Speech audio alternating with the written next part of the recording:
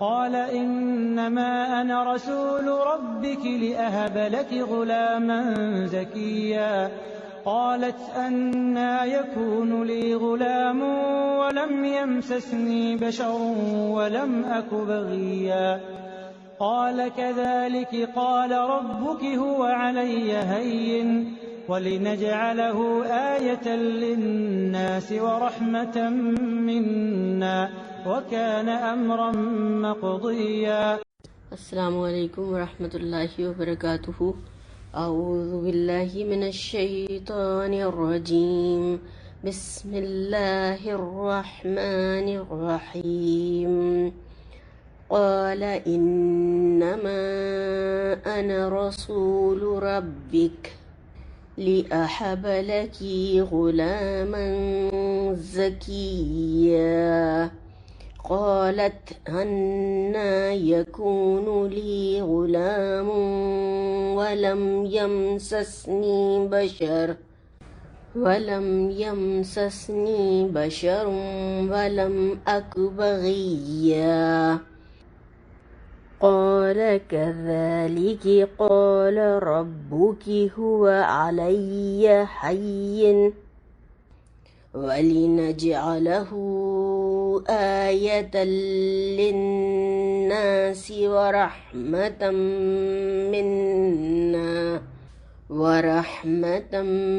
منا وكان أمرا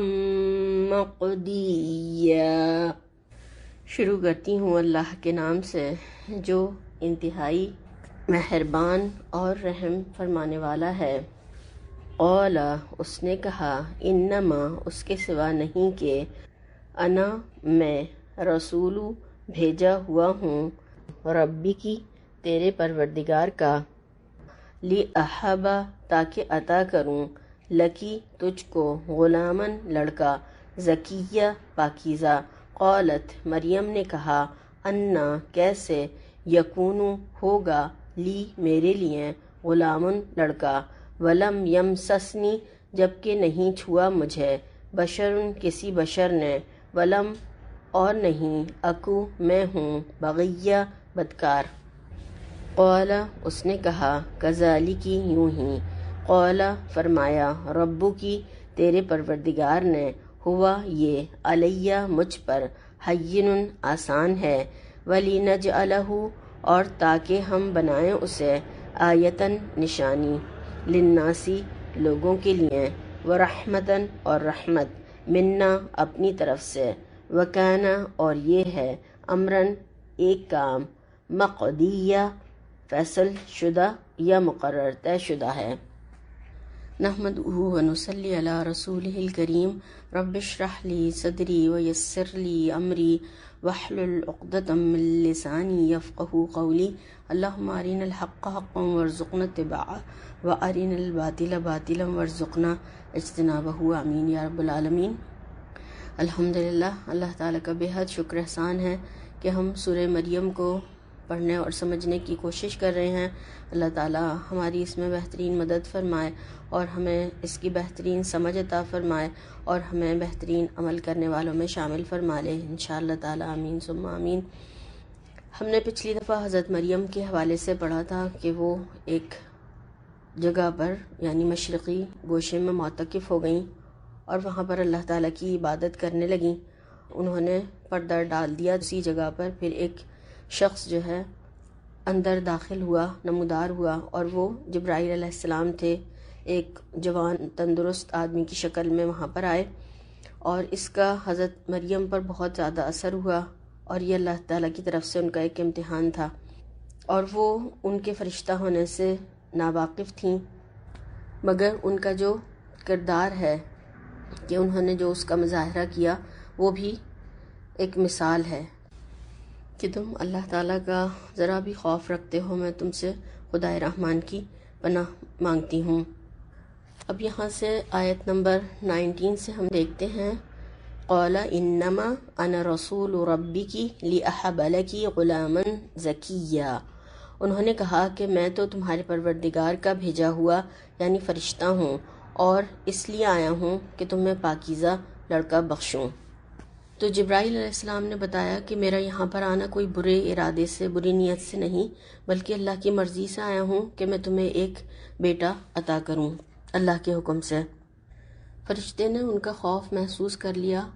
اور کہا کہ آپ کا گمان صحیح نہیں ہے، میں تو آپ کے رب کا قاصد ہوں،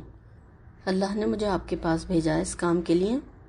قالت انا یکون لی غلام ولم یمسسنی بشر ولم اکو بغیا۔ حضرت مریم نے کہا کہ میرے ہاں لڑکا کیوں کر ہوگا، مجھے کسی بشر نے چھوا تک نہیں اور میں بدکار بھی نہیں ہوں، یعنی نہ میرا نکاح ہوا ہے، نہ کسی مرد سے میرے تعلقات ہیں، نہ ہی میں شادی شدہ ہوں اور نہ ہی میں بدکار ہوں، تو میرے یہاں لڑکا کیسے ہوگا۔ لوقا کی انجیل میں یہ روایت آتی ہے کہ یوسف نامی کسی شخص سے ان کا نکاح ہوا تھا، اور یہ بالکل بے سروپا اسرائیلیات میں سے ہے، کیونکہ یہودی حضرت عیسیٰ علیہ السلام کو اس غیر معمولی طریقے سے جو اللہ نے ان کو پیدا کیا اس کے سخت مخالف ہیں۔ بعض لوگوں نے ہمارے یہاں بھی ان کی روایات سے یہ تفسیریں نقل کر دی ہیں۔ حضرت مریم جو تھیں وہ ہیکل کی خدمت کے لیے وقف کی گئی تھیں، ان کی ماں نے ان کو کیا تھا، اور اس وقت ان کا نکاح کا سوال ہی پیدا نہیں ہوتا، اور جو ان کے یہ الفاظ ہیں وہ اس بات کی گواہی دیتے ہیں کہ وہ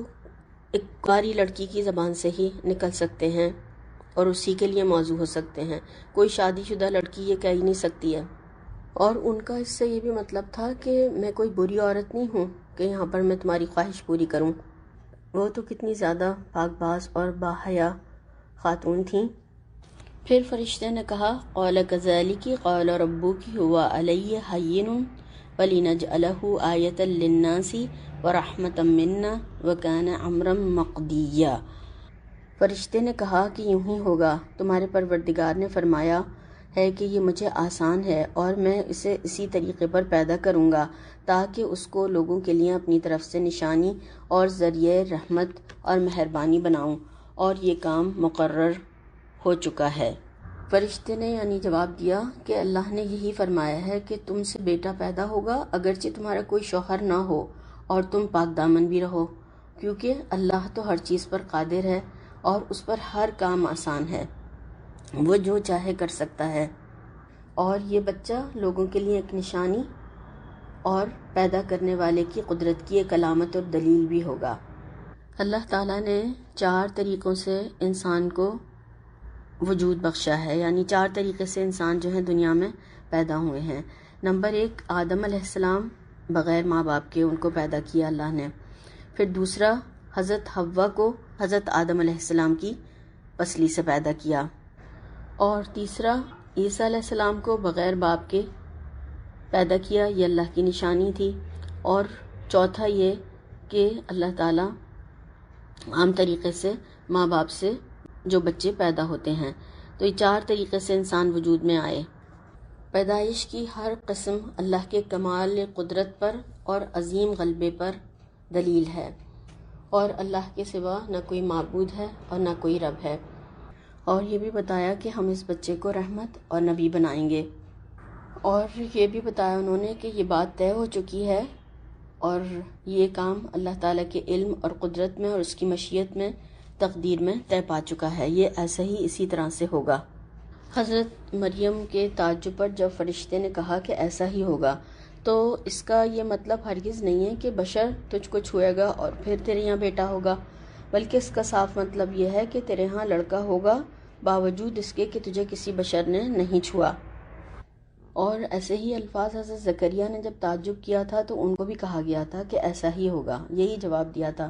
فرشتے نے۔ اور سورہ زاریات میں بھی ہم دیکھتے ہیں کہ جب حضرت ابراہیم علیہ السلام کو بیٹے کی بشارت دی فرشتوں نے، تو حضرت سارہ کہتی ہیں کہ مجھ بوڑھی بانجھ کے ہاں بیٹا کیسے پیدا ہوگا، تو فرشتے نے ان کو بھی یہی جواب دیا کذالک، ایسا ہی ہوگا، یعنی اللہ تعالیٰ کا یہ فیصلہ ہے، اسی طرح سے ہوگا کہ تمہارے بوڑھا ہونے کے باوجود بھی، بانجھ ہونے کے باوجود بھی اللہ تعالیٰ تمہیں اولاد عطا فرمائے گا۔ اور یہ آیت اور نشانی اور رحمت کس طرح سے ہوتا؟ اگر اسی طرح سے جس طرح سے کہ بچے پیدا ہوتے ہیں یہ بچہ بھی اسی طرح پیدا ہوتا، تو پھر نشانی کس چیز کی ہوتا؟ یعنی بغیر باپ کے بیٹا دے کر ہم اپنی قدرت کی نشانی دنیا کو دینا چاہتے ہیں، اور ایسا ہی ہوگا۔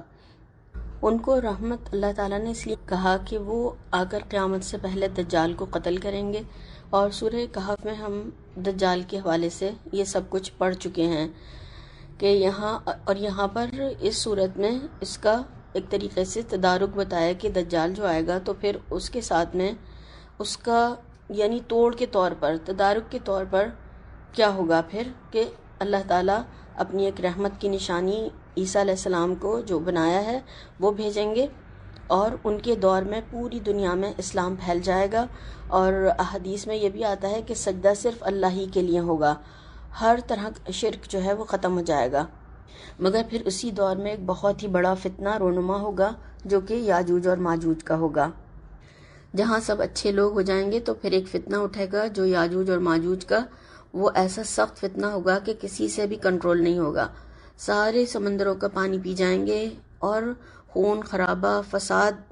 قتل و غارت گری پوری دنیا میں مچا دیں گے، مگر پھر اللہ تعالیٰ عیسیٰ علیہ السلام کی دعا سے ان کو ختم کر دیں گے۔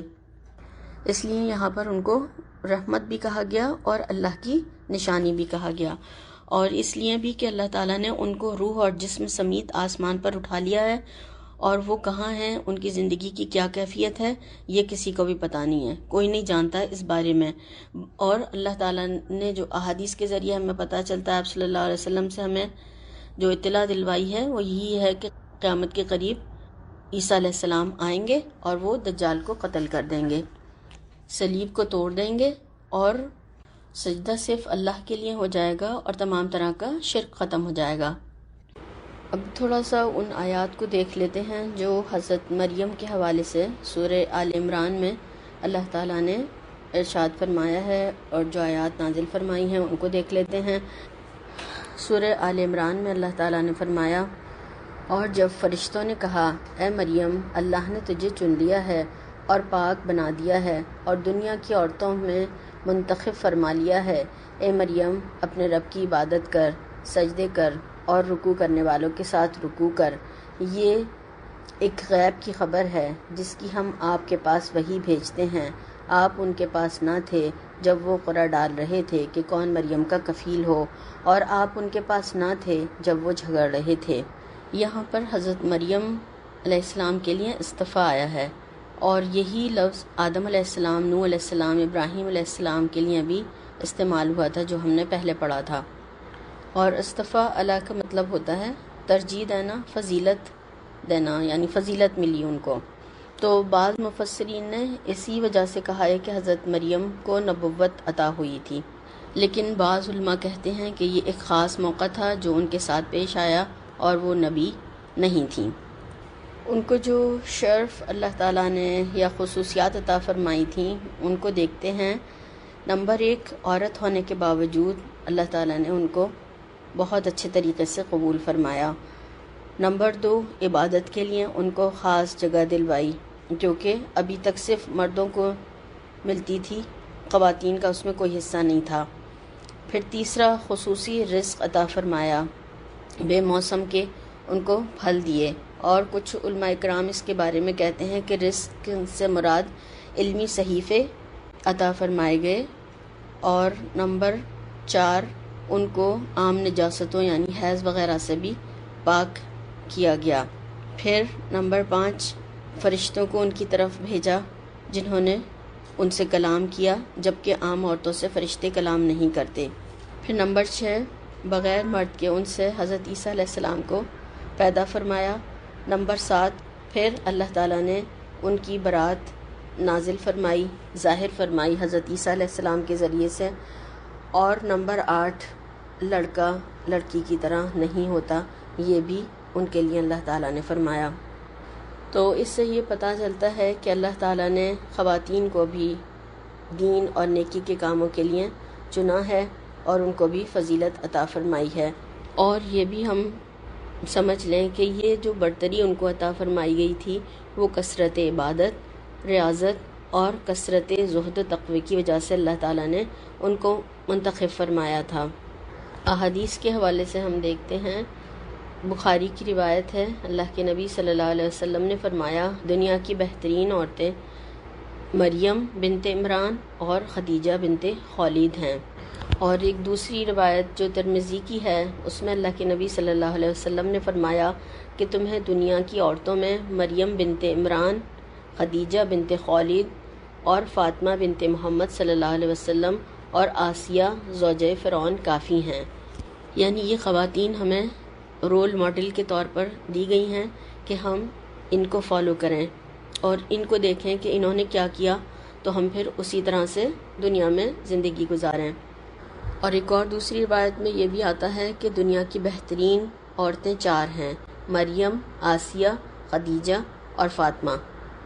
بخاری کی ایک اور روایت میں ملتا ہے کہ آپ صلی اللہ علیہ وسلم نے فرمایا مردوں میں سے تو بہت سے مرد کامل ہوئے مگر عورتوں میں سے صرف 3 عورتیں کامل ہوئیں،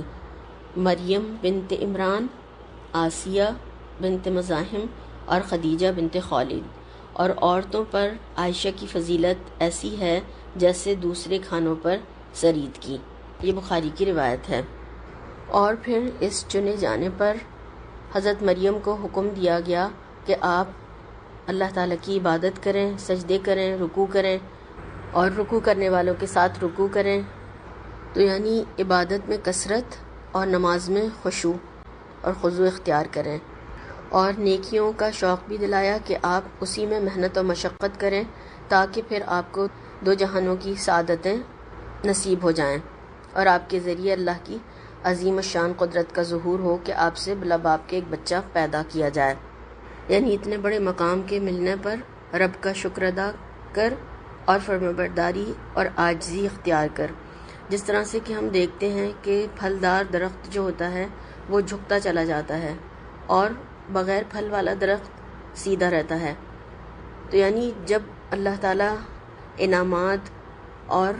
بخشش اور رحمت نازل فرمائے تو انسان کو پھر عاجزی اختیار کرنی چاہیے اور اللہ کا زیادہ سے زیادہ قرب حاصل کرنے کے لیے نماز پڑھنی چاہیے، اس کا شکر ادا کرنا چاہیے۔ اور یہ بھی رویہ اللہ تعالیٰ کو پسند ہے کہ مشکل آنے پر بھی اور نعمتوں کے ملنے پر بھی اللہ تعالیٰ کا شکر ادا کیا جائے اور نماز سے قرب حاصل کیا جائے۔ اور یہاں پر ان کو خصوصی اجازت دی، اللہ تعالیٰ نے ہدایت دی کہ وہ نماز میں جوائن ہو جائیں، باجماعت نماز پڑھیں اور الگ انفرادی بھی اپنی پڑھیں مگر اجتماعی طور پر بھی وہ جماعت کے ساتھ شامل ہوں۔ خواتین بھی باجماعت نماز پڑھ سکتی ہیں اور شوہروں کو بھی اللہ کے نبی صلی اللہ علیہ وسلم نے فرمایا یعنی حکم دیا کہ انہیں مساجد میں آنے سے نہ روکیں۔ اور حضرت عائشہ رضی اللہ تعالی عنہا بھی خواتین کی فرض نماز کی امامت کراتی تھیں اور وہ درمیان میں کھڑی ہوتی تھیں۔ یحییٰ بن سعید کہتے ہیں کہ عائشہ رضی اللہ تعالی عنہا نفل نماز میں بھی عورتوں کو کے درمیان میں کھڑے ہو کر جماعت کراتی تھیں، یعنی فرض اور نفل دونوں میں پڑھاتی تھیں۔ امام محمد کہتے ہیں کہ وہ رمضان میں نماز میں امامت کراتی تھیں اور ام سلمہ رضی اللہ تعالی عنہا بھی امامت کراتی تھیں۔ اور عورت اگر امامت کرائے گی تو وہ صف کے بیچ میں کھڑی ہوگی۔ ام ورقہ بنت نوفل نے آپ صلی اللہ علیہ وسلم سے اجازت دی تھی اور وہ اپنے گھر والوں کو باقاعدہ نماز فرض پڑھاتی تھیں۔ ان کے لیے اللہ کے نبی صلی اللہ علیہ وسلم نے ایک مؤذن بھی مقرر کیا تھا اور ان کو آپ شہیدہ کہتے تھے۔ آپ اکثر ان کے گھر بھی جایا کرتے تھے۔ آج اگر ہم دیکھیں کہ خواتین جو ہیں ہر جگہ جا رہی ہیں، جاتی ہیں سوائے مسجد کے، تو اسی لیے دین کا کچھ شوق ہی نہیں ہے، شوق ہی ختم ہو گیا ہے۔ اور کچھ خواتین کا بھی ہے کہ اللہ کی راہ میں لگانے کے لیے وہ اپنے آپ کو تیار ہی نہیں ہیں، دنیا کے کاموں، دنیا کی ڈگریاں، دنیا کے تمام ہر چیز کے لیے محنت اور دین کے لیے کچھ بھی نہیں، تو پھر علم اور مہارت پھر کیسے پیدا ہوگی؟ اور مسجد میں نماز جو ہم پڑھتے ہیں اس کی کیفیت جو ہے وہ بالکل الگ ہوتی ہے، اور گھر میں نماز جو پڑھی جاتی ہے اس کی کیفیت بالکل الگ ہوتی ہے۔ تو مسجدوں میں جائیں ضرور مگر حدود کا، پردے کی حدود کا اور شرائط کا اور اپنی لمٹ کا خیال رکھیں، خوشبو اور زینت اختیار نہ کریں بلکہ سادہ طریقے سے جائیں اور عبادت کریں اللہ تعالیٰ کی۔ پھر آگے جو یہاں پر بتایا گیا کہ یہ غیب کی خبروں میں سے ہیں، یہ باتیں جو ہیں یعنی آپ صلی اللہ علیہ وسلم کو وحی کے ذریعے بتائی گئی ہیں، آپ وہاں پر حاضر ناظر نہیں تھے۔ جو لوگ آپ صلی اللہ علیہ وسلم کو حاضر ناظر کہتے ہیں ہر جگہ، وہ غلط بات ہے، یہ ایسا نہیں ہے۔ اور یہاں پر خود ہی اللہ تعالیٰ نے بتایا کہ یہ وحی کے ذریعے آپ کو بتایا گیا ہے، آپ وہاں پر موجود نہیں تھے کہ جب لوگوں کے درمیان جھگڑا ہوا تو پھر قرعہ ڈالا گیا۔ کہا یہ جاتا ہے کہ پیدائش کے بعد جب ان کی ماں یعنی ام مریم ایک کپڑے میں لپیٹ کر بیت المقدس کے خادموں کے پاس جو ہارون علیہ السلام کی اولاد میں سے تھے لے کر گئیں، تو جو وہاں کے خادم اور مجاور تھے ان کے لیے یہ بات بالکل انوکھی اور نئی تھی۔ اس بات پر وہ راضی نہیں ہوئے کہ اس بچی کو قبول کریں، اور ان کا کہنا بھی ایک طریقے سے درست تھا کہ آج تک کوئی عورت یہاں پر نہیں آئی، کوئی بچی یہاں نہیں رکھی گئی، تو یہ اب کس طریقے سے ہوگا، یہ کیا ہو رہا ہے، اور اس کی دیکھ بھال پھر یہاں پر کون کرے گا، اور اس کو کہاں پر رکھا جائے گا، کیونکہ لڑکی کی حفاظت ایک ذرا مشکل کام ہوتا ہے۔ تو پھر ان کی ماں نے ان کو اپنے کچھ خواب وغیرہ سنائے، جس سے کہ معلوم ہوا کہ اللہ تعالیٰ نے اس بچی کو قبول کر لیا ہے، اور انہوں نے کہا کہ یہ نظر مانی ہوئی بچی ہے اور میں نے اسے آزاد کر دیا ہے تو لڑکی یہ، مگر میں اسے واپس نہیں لے کر جاؤں گی، میں نے اللہ کو دے دیا ہے۔ تو جب ان لوگوں کو یہ بشارتیں معلوم ہوئیں اور ان کو پتہ چلا، تو پھر وہ آپس میں جھگڑنے لگے کہ ہر ایک اس کی کفالت کرنا چاہتا تھا۔ اس پر زکریا علیہ السلام نے کہا کہ ان کی خالہ جو ہیں مریم کی میرے نکاح میں ہیں، اور پھر تو اس کو مجھے دے دو۔ ان لوگوں نے انکار کر دیا۔ پھر انہوں نے اپنی قلم جس سے وہ تورات لکھتے تھے قرعہ ڈالا، اور قرعہ جو ہے پھر حضرت زکریا علیہ السلام کے نام نکل آیا، اور آپ ہی پھر حضرت مریم کے کفیل بنائے گئے۔ رشتے میں وہ حضرت مریم کے خالو تھے، اس لیے پھر وہی سرپرست بنائے گئے اور انہی کی سپردگی میں حضرت مریم کو دے دیا گیا۔ آپ صلی اللہ علیہ وسلم کو جو لوگ کہتے ہیں کہ آپ ہر جگہ حاضر اور ناظر ہیں، وہ غلط کہتے ہیں، کیونکہ قرآن اس کی نفی کرتا ہے، اور یہاں پر بتایا گیا کہ آپ وہاں پر موجود نہیں تھے جب یہ سب کچھ وہاں پر ہو رہا تھا، یہ وحی کے ذریعے آپ کو بتایا گیا ہے۔ تو اللہ تعالیٰ ہی صرف عالم الغیب ہے، اگر کسی کو عالم الغیب کہیں گے تو پھر یہ شرک ہو جائے گا۔ اور ایک اور بات جو ہمیں یہاں پر اپنے عمل کے لیے دیکھنے کے لیے ملتی ہے کہ اللہ تعالیٰ کن لوگوں کو چنتا ہے، کیا شرائط ہیں، کیوں چنی گئیں یہ۔ حضرت مریم ایک عورت ہونے کے باوجود بھی چن لی گئیں، اللہ تعالیٰ نے ان کو چن لیا، تو کیا، کس وجہ سے، کیوں، کیا شرائط ہیں۔ ہم جب کوئی چیز چنتے ہیں یا کوئی چیز ہم کسی چیز کا سلیکٹ کرتے ہیں کوئی چیز لے کر آتے ہیں، کوئی چیز ہمیں پسند آ جاتی ہے، تو کیا دیکھتے ہیں ہم اس میں کہ وہ اچھی ہو، پائیدار ہو، ہمارے کام کی ہو، مقصد کو پورا کرتی ہو۔ تو اللہ تعالیٰ بھی یہی دیکھتا ہے کہ یہ میرا کام کا ہے بندہ، میرا فرما بردار ہے، میرا حکم مانتا ہے، جو کہا جائے گا وہ عمل کرے گا، یا پھر اپنی منمانی اور مرضی کرے گا۔ تو پھر جو اپنی منمانی مرضی کرتے ہیں وہ چنے نہیں جاتے ہیں۔ تو ہمیں بھی اس بات کو سمجھنا چاہیے کہ ہم اللہ تعالیٰ کی فرمانبرداری ہمیں کر رہے ہیں یا ہمیں کرنا چاہیے، تاکہ ہم بھی پھر چنے جائیں انشاءاللہ تعالیٰ۔ اور پھر ہم دیکھتے ہیں کہ ہم جو ہیں اپنا دنیا کا بہترین جو ہے وہ ہم دنیا کو دیتے ہیں، اور جو ردی بیکار ہوتا ہے وہ ہم دین کو دے دیتے ہیں۔ اور پھر ہم یہ بھی سوچتے ہیں کہ ہم ایک عورت ہو کر کیا کر سکتے ہیں۔ تو دیکھیں ایک عورت ہو کر انہوں نے کیا کچھ کیا، اللہ کی فرمانبرداری کی، تو اللہ نے ان کو کس طریقے سے ان کو اور ان کے بیٹے کو نشانی بنا دیا، اور قیامت تک کے لوگوں کے لیے، اور پھر وہ نہ صرف اس وقت کے لوگوں کے لیے بلکہ اب پھر دوبارہ قیامت سے پہلے آئیں گے، اور پھر اللہ کے نبی صلی اللہ علیہ وسلم کی شریعت پر یہ عمل کریں گے، اور پھر دنیا میں اسلام کو نافذ کریں گے۔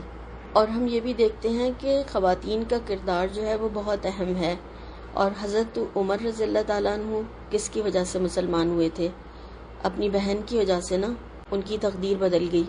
کہ انہوں نے جب حضرت عمر رضی اللہ تعالیٰ عنہ نے ان کو مارا تو انہوں نے کہا عمر جو دل چاہے کر لو، اب اسلام سے نہیں ہٹ سکتی، اور ان کا خون اور ان کا یہ عزم دیکھ کر حضرت عمر رضی اللہ تعالیٰ عنہ کا دل جو ہے پسیج گیا، اور پھر وہ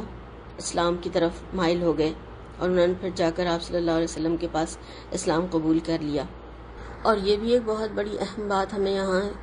ان آیات سے پتہ چلتی ہے کہ کہ لڑکوں سے نسل چلتی ہے، یہ ایک ہندوانہ سوچ ہے۔ آپ صلی اللہ علیہ وسلم کی نسل کس سے چلی؟ اور یہاں پر دیکھیں ہم کہ جو انبیاء کرام کی بھی مثالیں ہمیں قرآن میں ملتی ہیں۔ لوط علیہ السلام کی صرف بیٹیاں تھیں، 2 بیٹیاں، ان کی نسل کہاں سے چلی؟ اور پھر تو یہ بات بھی سمجھ میں آتی ہے کہ نیک کاموں سے اور اچھے بچوں سے، یہ بیٹے ہوں یا بیٹیاں، ان سے نسل جو چلتی ہے وہی پھر انسان کے لیے صدقہ جاریہ بنتی ہے۔ اب یہ جو ہے اپنی ماں کی یہ بیٹی تھیں حضرت مریم، اور پھر ان سے نسل چلی، اور ایسی نسل کے دیکھیں اللہ نے ان کو نشانی بنایا، عیسیٰ علیہ السلام آئیں گے، اور اس وقت پر بھی اور اب قیامت سے قریب بھی۔ پھر آگے ان کے اسی سلسلے میں دیکھتے ہیں کہ جب فرشتے نے کہا کہ اے مریم، اللہ تجھے اپنے ایک کلمے کی بشارت دے رہا ہے جس کا نام مسیح عیسیٰ ابن مریم ہوگا، جو دنیا اور آخرت میں مرتبے والا اور مقرب لوگوں میں سے ہوگا، اور لوگوں سے ماں کی گود میں اور بڑھاپے میں باتیں کرے گا، اور نیک لوگوں میں سے ہوگا۔ بولی یا اللہ مجھے بچہ کیسے ہوگا حالانکہ مجھے کسی آدمی نے چھوا تک بھی نہیں؟ فرشتہ بولا اسی طرح اللہ جو چاہتا ہے پیدا کرتا ہے، جب وہ کسی کام کا فیصلہ کرتا ہے تو صرف کن ہو جا، یعنی کن ہو جا کہتا ہے، پھر وہ ہو جاتا ہے۔ اب یہاں پر دوسری بار پھر فرشتہ حضرت مریم سے مخاطب ہے، یعنی فرشتے نے پھر دوبارہ مریم سے بات کی، اور جب وہ اتنے بڑے منصب کے لیے چنی گئیں کہ تمام عالم کی خواتین پر ان کو فضیلت دی گئی، تو پھر ان کی آزمائش بھی ہوئی کہ ان کو ایک بچہ غیر فطری طور پر دیا گیا جو اللہ تعالیٰ کے کلمہ کن سے پیدا ہوا۔ اگر بچہ اسی طریقے سے ہوتا جیسا کہ دنیا میں ہزاروں اور بچے پیدا ہوتے ہیں تو پھر وہ نشانی کیا ہوتا؟ یعنی فرشتے نے جو بشارت دی کہ تمہارے یہاں تو ایک عجیب الشان بیٹا پیدا ہوگا جس کا وجود اللہ کے کلمہ کن سے ہوگا،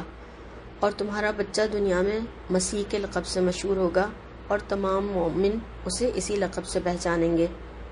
اور مسیح اس لیے کہا کہ وہ بڑے سیاح ہوں گے، کثرت سے سیاحت کریں گے، اور پھر ایک اور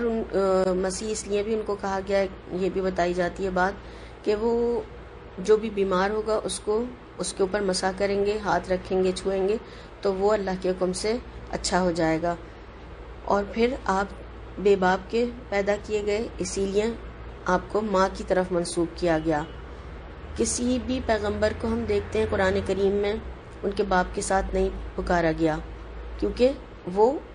دنیا میں فطری طریقے سے جو ایک اللہ نے رکھا ہے اس طرح پیدا ہوئے تھے۔ یہاں پر یہ ایک غیر فطری طریقے سے اللہ نے پیدا فرمایا تھا، اور ان کو ان کی ماں کی طرف منسوب کیا گیا کیونکہ ان کے باپ نہیں تھے۔ اور دنیا میں آپ کی یہ شان اور عزت ہوگی کہ آپ نبی بن کر اور شریعت لے کر آئیں گے، بیماروں کو ہاتھ لگا کر یعنی چھو کر اچھا کر دیں گے، اور مردوں کو اللہ کے حکم سے زندہ کریں گے، اور آخرت میں مرتبے والے ہوں گے۔ سفارش کی اللہ اجازت دے گا، ان کی سفارش کریں گے، اور اولو العزم پیغمبروں کی طرح آپ کی شفاعت بھی قبول کی جائے گی۔ اور آپ کے بارے میں یہ بھی بتایا گیا کہ آپ گود میں بھی توحید کی دعوت دیں گے اور فرمائیں گے کہ اللہ ہی کی عبادت کرو، اس کا کوئی شریک نہیں ہے، وہ بلند اور بالا ہے۔ اور یہ آپ کا معجزہ ہوگا، کیونکہ پیدا ہوتے ہی بچے کوئی بھی نہیں بولتے نا، آپ گود میں بولنا شروع ہو جائیں گے اپنی ماں کی گود میں، اور قوم کو جواب دیں گے اور دعوت توحید دیں گے۔ اللہ تعالیٰ کی ایک نشانی ہے یہ بھی بہت بڑی، اور پوری عمر کو پہنچ کر جب توحید کی دعوت دیں گے، جب اللہ تعالیٰ کے پاس سے ان کی طرف وحی آئے گی، اور آپ اپنے قول و عمل میں نیک ہوں گے، یعنی سچے علم والے اور نیک عمل والے۔ ابن ابی حاتم کی ایک روایت میں ملتا ہے کہ آپ صلی اللہ علیہ وسلم نے فرمایا کہ چھٹپن میں ماں کی گود میں صرف 3 بچوں نے بات کی، عیسیٰ علیہ السلام نے، اس بچے نے جو جریج کے زمانے میں تھا، اور ایک اور بچے نے۔ جب حضرت مریم نے فرشتوں سے بشارت سنی تو دعاؤں اور مناجات میں اللہ تعالیٰ سے وہ عرض کرنے لگی کہ اللہ مجھے کس طریقے سے بچہ ہوگا میرے یہاں، نہ تو میں شادی شدہ ہوں کہ میرا شوہر ہو، نہ میرا شادی کا ارادہ ہے کہ میرا شوہر ہو جائے گا، اور نہ ہی میں کوئی بدکار یا فاحشہ عورت ہوں۔ پھر فرشتے نے آپ کو اللہ کی طرف سے جواب دیا کہ اللہ کے لیے یہ بات مشکل نہیں، اللہ کا حکم عظیم ہے، اسے کوئی چیز عاجز نہیں کر سکتی ہے۔ اور یہاں پر یخلق جو فرمایا تو وہ اس لیے کہ لوگوں کو عیسیٰ علیہ السلام کے مخلوق ہونے پر کچھ شبہ نہ رہے. اور پھر یہ بھی حکم واضح کر دیا کہ جو اللہ تعالیٰ جب کن کہہ دیتے ہیں تو پھر فوراً وہ چیز ہو جاتی ہے. ادھر کہا اور ادھر وجود میں آیا. انشاءاللہ تعالیٰ آگے اور جو حضرت مسیح علیہ السلام عیسیٰ علیہ السلام کا جو تذکرہ آئے گا آگے کی آیات میں، ان کو اور پھر ڈیٹیل سے دیکھیں گے انشاءاللہ تعالیٰ. حضرت مریم کے حوالے سے جو ایک اور غلط چیز ہمارے یہاں ہے اور وہ لوگ کرتے ہیں، اس کے بارے میں دیکھ لیتے ہیں کہ بہت سارے لوگ مدینہ منورہ جب جاتے ہیں تو وہاں سے حضرت مریم کے نام کا کوئی ایک بوٹی ہے جس کو مریم کا پنجہ بولتے ہیں لوگ، اور کچھ بوٹی ایک قسم کی کوئی ہوتی ہے تو وہ لے کر جاتے ہیں وہاں سے، اور اس سے کہتے ہیں کہ ولادت میں بھی آسانی ہوتی ہے، اور یہ بوٹی جو ہے وہ بہت مفید ہے، اور جن کی اولاد نہیں ہوتی ہے وہ اس کو گھول کے اس کو بھی پلاتے ہیں تاکہ ان کے یہاں بچہ ہو جائے. تو اب یہ دیکھیں کہ یہ اس میں حضرت مریم کا کچھ اثر ہے یا نہیں ہے. یہ جو ہے یہ سب باتیں یہ سب غلط ہیں. تو اس عقیدے کے ساتھ اس بوٹی کو کھلانا پلانا کہ یہ اس میں حضرت مریم کا کچھ اثر ہے اور اس سے پھر جو بے اولاد ہیں ان کی اولاد ہو جائے گی، تو یہ جو ہے پھر کیا ہو جائے گا، یہ تو شرک ہو جائے گا. ویسے کوئی جڑی بوٹی استعمال کرنا علاج کے لیے منع نہیں ہے، ہم کوئی بھی جڑی بوٹی استعمال کر سکتے ہیں، مگر اس کے ساتھ اگر عقیدہ یہ ہو کہ یہ اولاد دے سکتی ہے یا یہ کچھ آسانی کر سکتی ہے تو پھر یہ جو ہے شرک ہو جائے گا، کیونکہ وہ اولاد دینے والا تو اللہ تعالیٰ ہے. جڑی بوٹیاں یا پیر فقیر یا یہ قبر والے یہ سب کوئی بھی کسی کو کچھ نہیں دے سکتے. اولاد دینا کا فیصلہ جس کو دینا ہے جس کو نہیں دینا ہے، اللہ تعالیٰ نے قرآن میں ہمیں خود بتا دیا کہ کسی کو ملا جلا کے دے دیتے ہیں، کسی کو صرف لڑکیاں دیتے ہیں، کسی کو صرف لڑکے دیتے ہیں، اور کسی کو کچھ بھی نہیں دیتے. تو یہ اللہ کے فیصلے ہیں اولاد دینا یا نہ دینا. تو یہ پھر یہ چیزیں کس طریقے سے کر سکتی ہیں؟ اگر ہم ان چیزوں کو سمجھیں گے کہ یہ دیتی ہیں تو پھر یہی تو شرک ہو جائے گا. تو ہمیں دعا اور علاج تو کرنا جائز ہے، وہ کر سکتے ہیں، مگر دینے والی ذات صرف اللہ تعالیٰ ہے کہ وہ جس کے لیے جو بہتر ہو اسے وہ عطا فرما دیتا ہے. تو اللہ تعالیٰ ہمیں صحیح بات کو سننے سمجھنے کی اور اس پر عمل کرنے کی، اور حضرت مریم کے بارے میں جو یہاں پر ساری چیزیں اللہ تعالیٰ نے ہمیں بتائی ہیں وہ تمام چیزیں اللہ تعالیٰ ہمارے اندر بھی پیدا فرما دے، اور ہمیں ان کے جو اللہ تعالیٰ نے ہمیں آپ صلی اللہ علیہ وسلم کے ذریعے بتایا ہے کہ وہ ہمارے لیے رول ماڈل ہیں، تو ہمیں ان کو اپنا رول بنانے والا، اپنے لیے آئیڈیل بنانے والا بنائے، اور پھر ہمیں اس پر عمل کرنے والا بنائے انشاءاللہ تعالیٰ. آمین ثم آمین. اور وہ کتنی باحیا اور پاک باز خاتون تھیں، تو ان سے رشتہ جوڑنے والے جو میری کہتے ہیں حضرت مریم کو، تو وہ لوگ کتنے پھر دیکھا جائے تو کیسے ہیں، باحیا اور پاکیزہ ہیں یا نہیں ہیں. اور پھر اسی طرح سے جیسے کہ آج ہم بھی آپ صلی اللہ علیہ وسلم اور ازواج مطہرات اور ان کی اولاد سے رشتہ جوڑنے والے، یعنی ان کے اخلاق و کردار میچ کرتے ہیں کہ جیسے وہ لوگ تھے، تو ہمیں پھر ضرور اس بات پر غور و فکر بھی کرنا ہے اور اپنے اندر ان تمام چیزوں کو پیدا کرنے کی کوشش بھی کرنا ہے. اللہ تعالی ہمیں اس کی بہترین توفیق عطا فرمائے اور بہترین عمل کرنے والوں میں شامل فرمائے. سبحانک اللہم و بحمدک، اشہد ان لا الہ الا انت، استغفرک و اتوب الیک. السلام علیکم ورحمۃ اللہ وبرکاتہ.